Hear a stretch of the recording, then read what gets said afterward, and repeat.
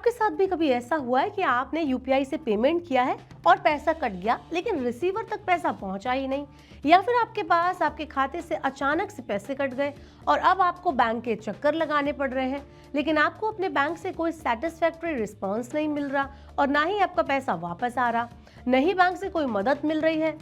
कई बार तो जो बैंक है वो सीधे इस मामले से अपना पल्ला झाड़ लेते हैं।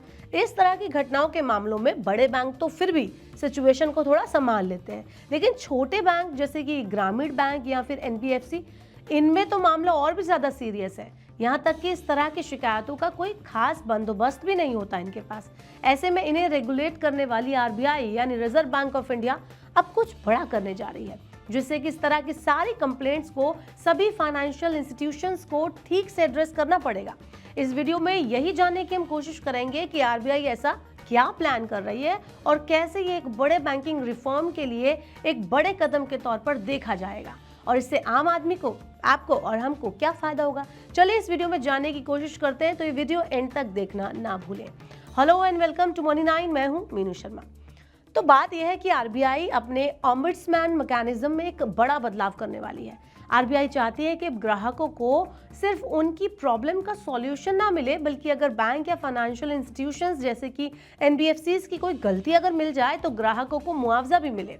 मतलब अब आरबीआई ये चाहती है कि अगर आपने किसी एटीएम से पैसे निकाले लेकिन कैश नहीं निकला और पैसा कट गया और बैंक आपका पैसा देकर आपको वापस कर भी रहा है, तो अब इस देरी का जो एक्स्ट्रा चार्ज है वो भी बैंक कॉम्पनसेशन के तौर पर आपको देगा।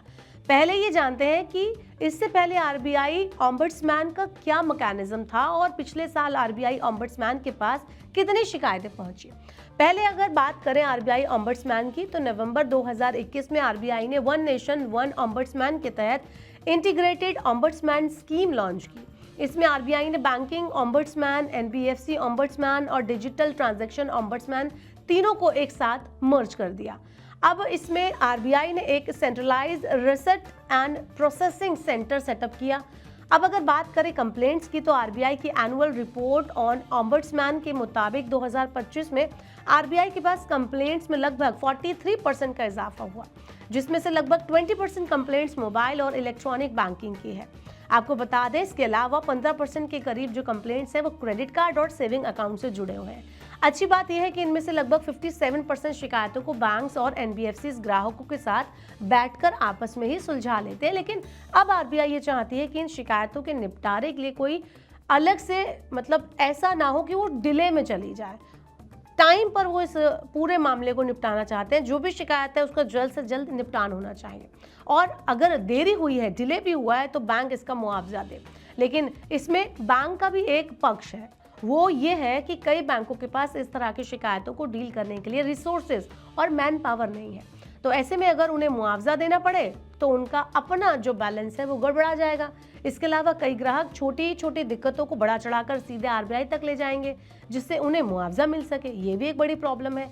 यही वजह है कि इंडियन बैंक्स एसोसिएशन ने आरबीआई से इस नए सिस्टम लागू करने और डेटा को ऑटोमेट करने के लिए थोड़ा सा वक्त मांगा है।